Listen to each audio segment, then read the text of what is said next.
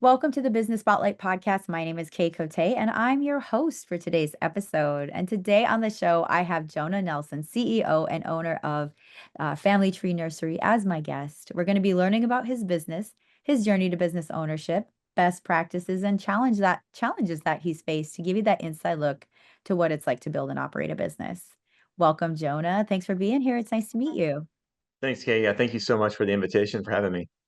Of course. Well, before we dive into all things business, I'd love to share with our audience a little bit about you. So take it away. Free to share about yourself. Great. Thanks so much. Yeah, so I'm a third generation family business in the Kansas City area. I grew up in this. I kind of joke a little bit about it. It's like we grow plants and we are glorified farmers.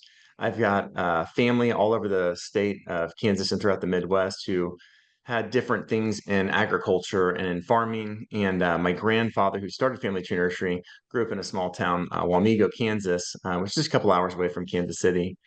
And he was actually going to K-State to study pre-dentistry, and he had his hands in people's mouths all day in the labs and in the practicums when he was attending university, and realized one day he's like, I don't want to be hands in mouth all day. I want my hands in the soil and in the earth. So he was working part-time at a floral shop, and he thought that that was going to be kind of what he was going to do, is take over this floral shop in Wamego, Kansas. It turns out that whole deal fell through. He ended up buying a bankrupt business in Kansas City and built this thing from the ground up. So my about me, I grew up in this, but from even like generations before, I feel like it was almost like a seed was planted like in our family, that we're horticulturists, we're plant people. And at a very young age, I love being outside. I love being in the garden. I loved this sounds silly. I love making bouquets of flowers for my mom. I just enjoyed being in the outdoors. And my parents had kind of a saying growing up, as my mom predominantly, she said, you can either read or you can weed. And I chose weeding every time. I didn't want to be in a book. I would so much rather be outside, hands in the dirt. We kind of joke, we say head down, butt up, pulling weeds.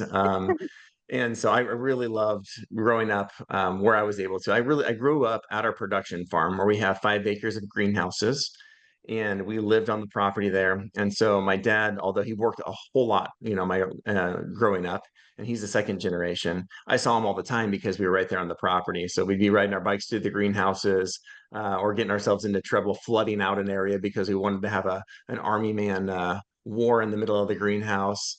But we grew up in the greenhouse, and in the dirt, and just found a love for plants. I ended up going to K-State. I studied horticulture and got a degree in landscape design there because I knew I wanted to do this from a very early age. I didn't know, honestly, that I was going to be back at the family business. I thought I was going to be kind of the proverbial like branch off the tree, or maybe even just a tiny leaf off of a really big tree. Starting my own landscape design firm was the goal. But when I got out of school, it was during the recession, and there was really no opportunity for a broke college kid to come out and apply for business loans and buy trucks and trailers and develop this whole landscaping company. And so I was working for a landscaping company in Manhattan, Kansas. I loved it, was doing great there.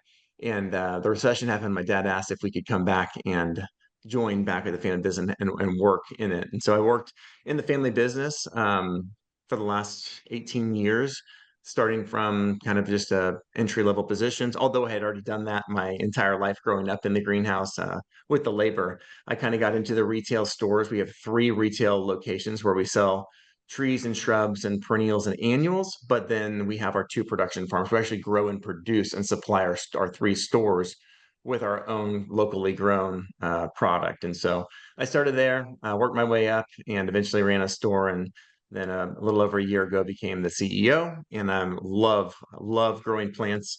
But more importantly now, and equally as important, is my role and my job is really growing people. So we're in the business of growing plants, and we're in the business of growing people. One can't exist without the other. They go hand in hand, and so we're working through building community, and while also building a team. Oh my gosh, I can hear the passion in your voice for this, and that's so exciting. Especially, I love when you said you were planting seeds. So that, that speaks to me big time. I'm an avid gardener. I grew up around a garden, so I'm very excited to dive into this.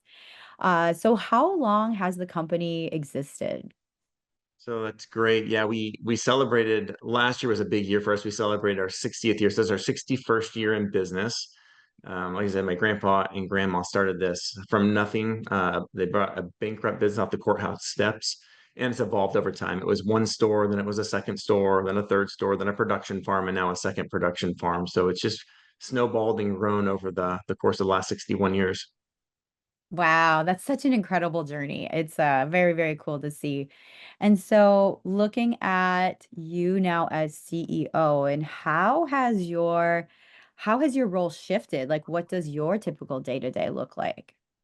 Yeah, it's every day is a different day. Again, I joke we're glorified farmers, so we are constantly adapting and shifting to the environmental needs of the plants, but also trying to develop and grow the business. So my dad always had said growing up, you don't ever take a hat off, you just put another hat on. And so kind of learned along the way of trying to how to find a balance with that. But with where we're at today, we've had to hand off some hats to continue to develop and grow a team. And so my day to day right now is very different. I don't work with the customers as often as I used to on the daily basis, but I do help work with our leaders and develop and continue to help develop that team so that we can lead our teams in growing. That's kind of growing our operations side of things, and then also on our retail side of things, it has more to do with merchandising and customer service, but pretty hands-on with procurement, buying and sourcing the varieties of plant material that we grow.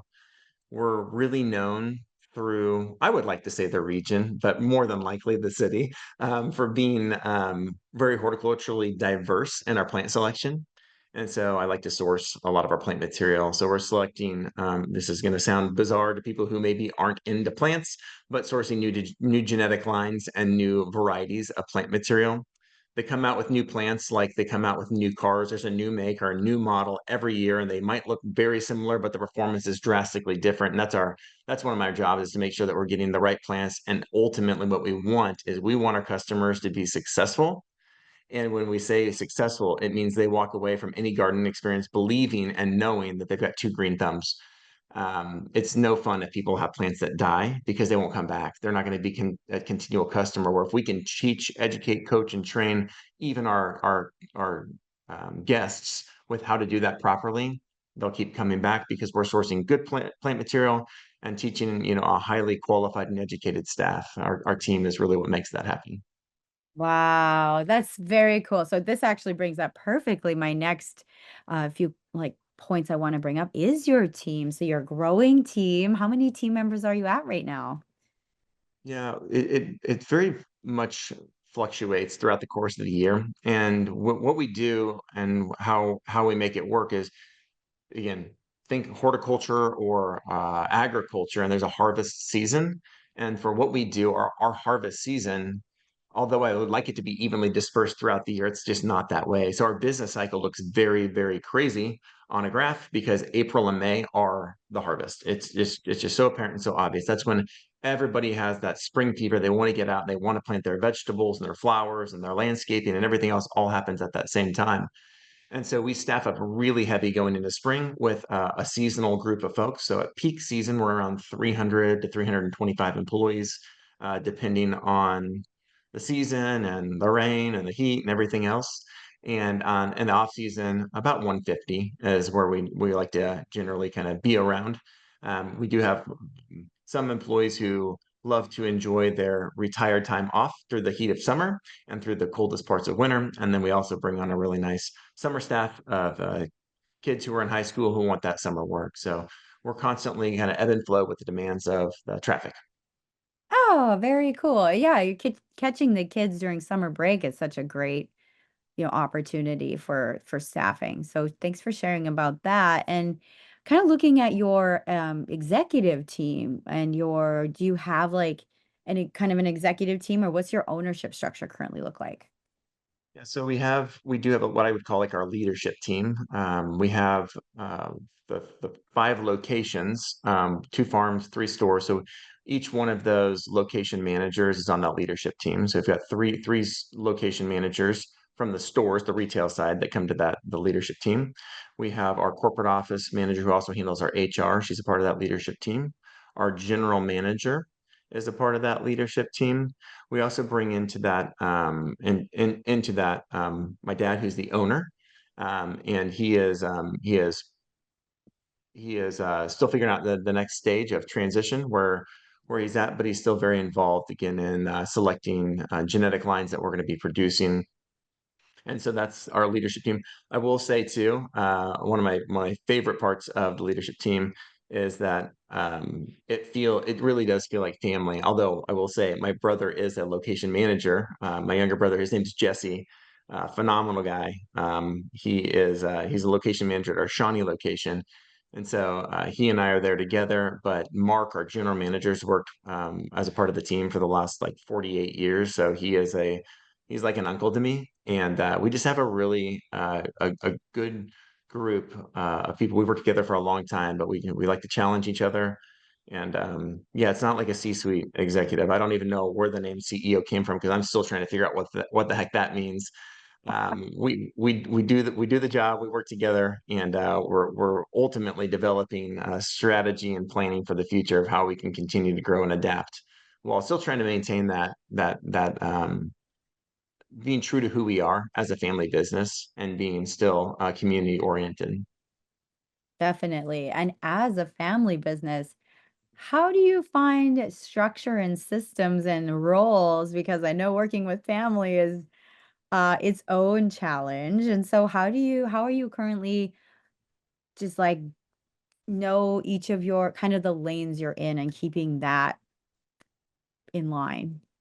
Yeah, it's just a lot of communication. You got to talk, work through it. But more than anything, way before I was ever involved, my grandfather and my dad, gosh, it was probably in the late 70s or early 80s. They took a group of the kind of the core leaders at that time, and they went away to Colorado for a week, and they developed our employee handbook. And it ended up becoming like a 70-page document that kind of outlined the way that we operate as an organization. It wasn't just like standard operating procedures, it's culture. I mean, it was documented like how we treat each other, how we communicate, the things that we do, the things that we don't do. Of course, I had the regular things in there like dress code and all of that, but it's adapted and it changed over time. And that document has really helped everybody identify and understand kind of how we're going to work as a group. Beyond that, over the last 3 years, we've gone through job descriptions, and we didn't have those for so long because again, we just put another hat on. And the last 3 years really worked with the leadership team to write out every job description that we have and future job descriptions so that we can assign those job descriptions to what we're actually doing. And so that's helped immensely for everybody, again, to know what lane we stay in. Well, are we doing this job description or are we not? And if we are, then you have to take responsibility for that so that we can get, assessed on our performance of how we're doing that job and are we qualified and who's qualified to do those tasks. So it takes a lot of communication, but I would say more than anything, it takes everybody being open-minded and having an open heart because it can become it's challenging.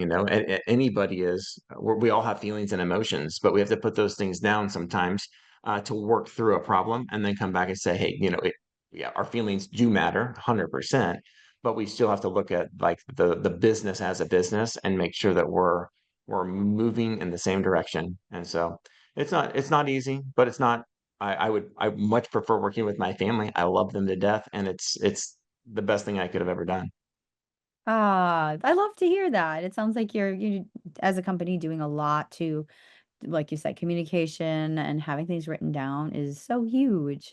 So, yeah, looking at challenges, because on the show we love to share challenges that businesses are faced with, because in this world of business ownership and leadership, sometimes it's lonely. And so, what is something that you are challenged with that your company is maybe going through or you're trying to navigate? Yeah, great. That's a great question. And I'm sure every industry is slightly different, but overall, we're all faced with very similar challenges. And so a couple things like key ones that come to mind, and I can dive in deeper on each one of them, but I kind of a high level, some of the bigger ones I think that they'll never go away, but there will be moments where there might be like a calm, about it. And this is one that I would say is everybody's seen across any market. is the change in generational differences, but not just differences, buying patterns. And there's just a normal thing that happens when a like for example, the baby boomer generation at one point was the largest spending demographic in the retail marketplace. And that isn't the case anymore. They really peaked through the 90s and through the 2000s. Gen X then kind of came into it, and really the millennials now have the largest power in spending. So when that happens in an organization or a business, you have to the product mix that you have, if you don't change and adapt your product mix, you become irrelevant to future generations. So what we would have sold to the baby boomer generation is still plants, yes, but it's a different mix of plants, and it's different other products that we sell as well, like home decor and pottery, and we sell a lot of other things. We have to adapt and change. But if you come in and you're a newer person to the industry, or maybe you're a younger generation coming up into the marketplace, because I felt this myself, I feel like it never changes fast enough. We need to bring these things to market sooner because the customers want it. But if you do that and you bring it too soon, you've isolated your customers or your guests, so that they're really getting shown things that they don't want yet, because you have a group of an older demographic generation that was your primary spender. And so we have had to learn, and we're still learning, how to bring things in that appeal to everybody, that appeal to the market, because there's a certain percentage of your customers that things just aren't relevant to anymore because of the different phases of life that we all go through. Like early on, I was planting more vegetables because I wanted to produce my own fruits and my own vegetables for my family. Then, Mm. as time went on, I was like, well, I really want my house to look beautiful. So then I focused more on my landscaping, and my garden didn't look as good. And then as time has gone on, now I'm like, I want to grow more vegetables again. So you go through these customer life cycles. And as a business, it can be the same way. We don't want to wipe out the product mix that got us to where we are, yet we have to adapt and change that product mix so that we're relevant for the future. And when I focus down on the product mix side of things, it's not just true of product mix. That's also true of like your business practices. So then you look at your systems and your processes in your business. Are we relevant today, or are we be losing relevance based on our ability to adapt? And you either adapt or you die. And if you're not adapting in today's world to a lot of things like technology, which is another one I'd bring up, is a challenge, is how do we accept technology for what it is today, but not lose sight of who we are and the industry that we truly are? Because we're not a technology-based industry, but we need technology to make things more efficient in some instances, and to help things be more accurate. And so there's a lot. I'm sure you've had plenty of conversations with people about AI. I'm sure you've had all of that. How is that going to impact and interact with us in the future if we're not pushing that and looking forward to how we can either challenge that or accept it, or compromise of all of that? I mean, it's going to be a big challenge. It is a challenge now, because people are already adapting to that, and we have to know where that applies, where it connects with our customers, and where it can push a customer away, because it really could push a customer who is very hands-on and tangible with gardening. It could really easily push them away because there are people on the fence about it. So technology is a big one. Again, the changing demographic, and then of course being relevant with current business practices. Those are challenges that are never going away, that we're going to have to continue to be thinking about. I'm just taking a few notes. Um, you said one thing that really stood out to me about, especially about your customer life cycles and creating these systems and processes to stay relevant in your industry. So, what are some of the things you're doing currently to help with that process? Well, we're kind of this. I don't want to sound like too bullish in it, but we are gutsy sometimes. We'll take a product that's been selling really well for a long period of time, and it's not everything, but there's things like, it's like, rip the band-aid off. Guys, we're done with it. Take it out of the product mix and just put something new in its place, and let's learn real time how people are going to respond to this. Because if we're not adapting and we're not changing and we're not trying things, we're not ever going to know. Because you can get really comfortable and stuck in a pattern as a retailer, saying like, well, we always have sold it, we have to buy it again. And we go to markets, I mean, all over the country to find new products. We go to Atlanta market every year. It's a gigantic world market. We go to Dallas market, and we're finding things and we're curating things that are specific. as buyers, we can get really stuck in that pattern. So we'll intentionally disrupt our own business by taking a product away and introducing new things. And then, yeah, it can be that can be scary, as a uh, as a as a buyer, but also as an owner, because you're like, well, should I just leave everything the same? But again, I don't think that's the safe. I don't think that's as safe a bet as people think that it is.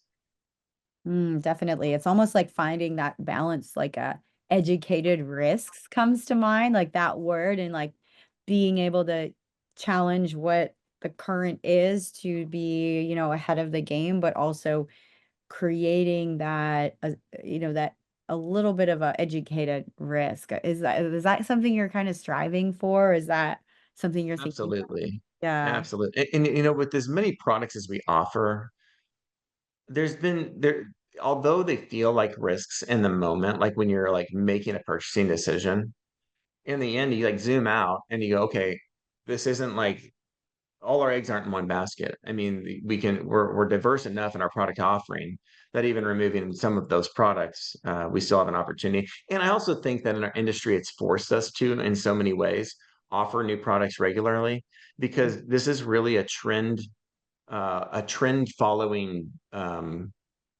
industry. People want the newest colors or the newest um, I mean, there's fruits and vegetables is another good example. There's new things that people come out or that they get into. A cooking show talks about a shishito pepper and an aioli sauce one year, and so we sell all of the shishito peppers because it's this thing on the Food Network. The next year, you have a few customers that come back for that shishito pepper. So if you put all your eggs into the shishito pepper because you think that's going to be the thing, the next year a new TV show come out and it came out about the giant jalapeno, the gigante, and everybody wanted the giant jalapeno. So silly little things, but if you get focused in on like, no, it's always going to be the thing, you're going to surely be overproducing something. So it's forced us to have to adapt because the customer demands change, and you got to listen. You got to be in tune. You got to be in it and understand that the customer has kind of the buying power. So you got to follow them. It's so true because like I remember like a couple years ago, everybody wanted a fiddle leaf. And like everybody got Exactly. into like they were plant parents, they had Yeah. plant babies, and it was like this, I think it must have been like during COVID or something, but all of a sudden like people's houses were Yes. filled with plants. And then so I could see some Yes. of that trending happening just from my observation as like a consumer. That's true. And the interior designers did us a huge favor during that time because every interior design magazine or not even interior design, you look at like Target's magazines and anybody else's print that they were putting out had a fiddly fig behind the couch, stage in a photograph.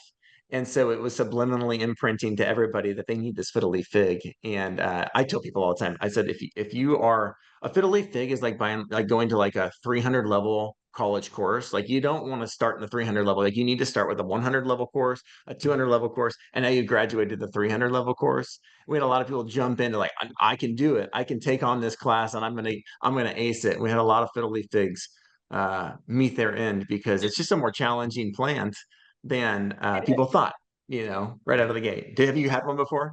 No, I can't even keep a cactus alive. So Oh, I'm good with pets, but plants, unless it's a garden, I'm a good gardener. So if I have a space where I have a garden that I don't know why that is, but house plants, they meet their demise very quickly. think about it, and I think it's interesting too, because again, our goal as a company is we say we guarantee the success of our customer. It's an impossible guarantee. It's an impossible guarantee because it's a living thing. Mhm. So houseplants, where in the known universe do plants call a house their home? Nowhere. There's no such thing as a house plant. We call them house plants. There's jungle plants, there's savanna plants, there's temperate forest plants, and we're trying to capture all of them. Like we have this petting zoo in our house of plants, and now we are going to put them in their place. And because we like to live at 70 degrees all the time with 40% humidity, we think that all the plants, because we bought them, we are in control. You're going to live in my house now, and you're going to like it, and you're going to look good all the time. It's just not the case. They Yeah. need different things than what we need. Although we want them to do what we want, they don't always agree with that. So to your point, it's plants, number one, not every plant's for everybody, but there is a plant for you. Okay. I know that there's a plant for you. It may not be a cactus. and it may not be a fiddly fig, but I guarantee you there is a plant. Like it's like a, like the pet mattress, the owner, there's a plant that's gonna be perfect for you out there. I can help you with that.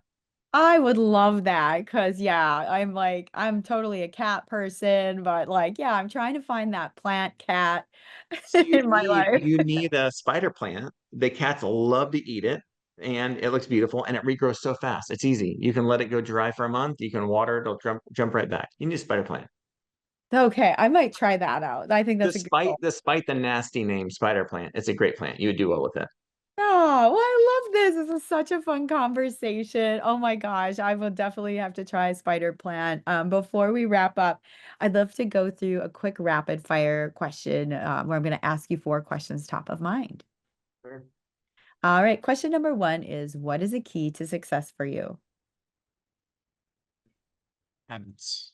Good habits. So I love the idea of just creating rhythms and creating habits that are healthy habits, ideally, but creating habits, whether it's for your personal life or for your business life, they all overlap and they need to be in alignment for it all to work. If one's going really well, if your personal life's going really well, oftentimes it is mirrored in your business life and vice versa. So I would healthy habits go a really, really long way. Definitely agree. Number two is what is a piece of advice you have for other business owners? Right. That's do it now. So there's a lot of delay that can happen, and some of it's healthy delay, processing things and working through things.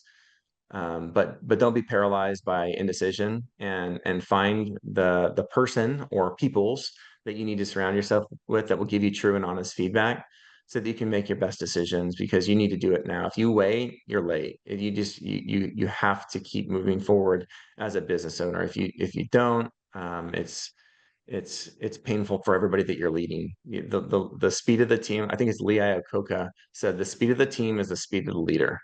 And so the leader has to be able to move and adapt so that the team can follow. Definitely agree. And number three is it could be a book, a podcast, an article, just anything that you've taken in recently. Ooh, recently, I love my podcast. Sometimes those are for leisure and maybe not as much education as much as I would like. Yeah, let me think about that one. Let's go to the next one. I want to give you a really good answer on that. Give me a second. Let me think.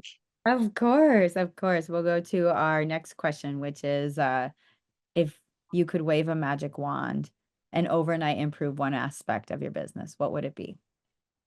Oh man, one aspect. Well, it's people. So people are what make everything happen. And it's not that I want to wave a magic wand to make a person the right way or change somebody in the way that the way that they are. But if you could wave a magic wand and you could find the right people, put them in the right seat on the bus, that would be amazing. Because that takes a lot of energy, time, and effort. And developing people internally is always my favorite. But people are what make the whole thing work. 100% agree. Circling back. So what was the question that you asked previously? It was what was a book or a piece of content that you've taken in recently? Gosh, I listened to a really good podcast. Um, it was all about, and it sounds funny. I should know the guy's name because I've listened to it twice now. But it was all about vitamin D and sunlight and how the importance of the sun on health and wellness.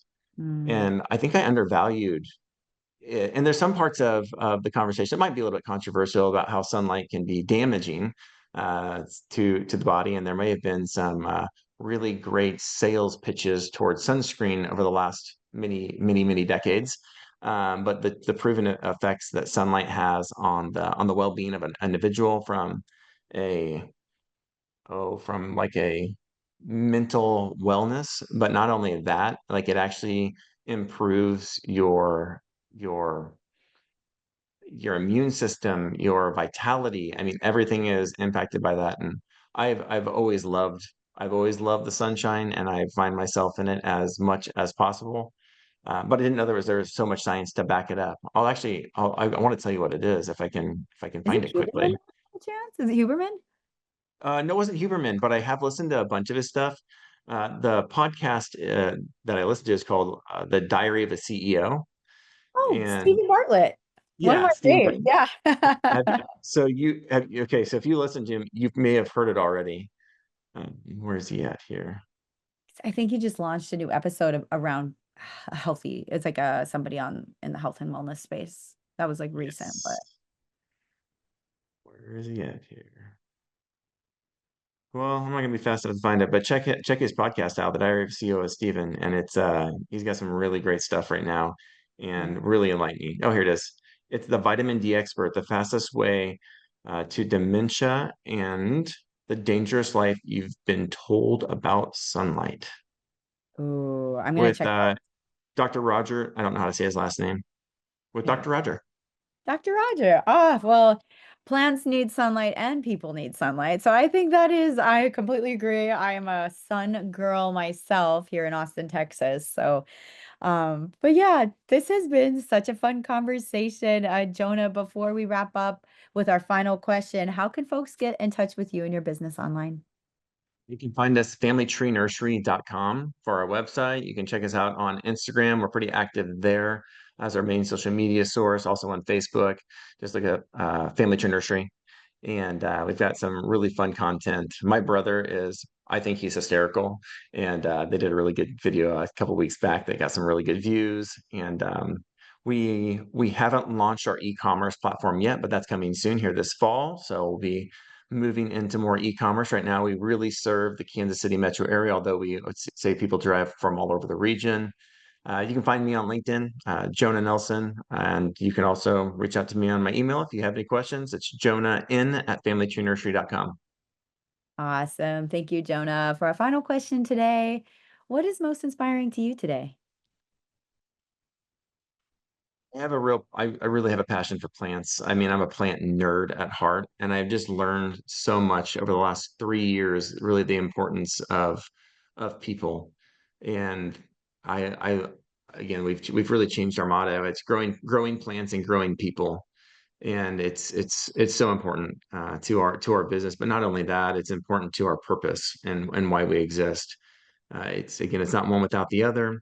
And I say this often, but it all started in the garden. I mean, we're hunter gatherers by nature, and when we live in the concrete jungles, our cities and our houses in these very sterile environments, there's something that's yearning inside. I think each of us, that's nature, and it's like nature's calling us to come back. And so that's why we're bringing plants into our houses, and that's why we're trying to get out to the garden and grow our own food because there's something that's really intrinsically rewarding about the interaction between nature, plants, creation, and how we're designed. So I love the outdoors, but it's all for naught if we don't have people that we surround ourselves with and build that community.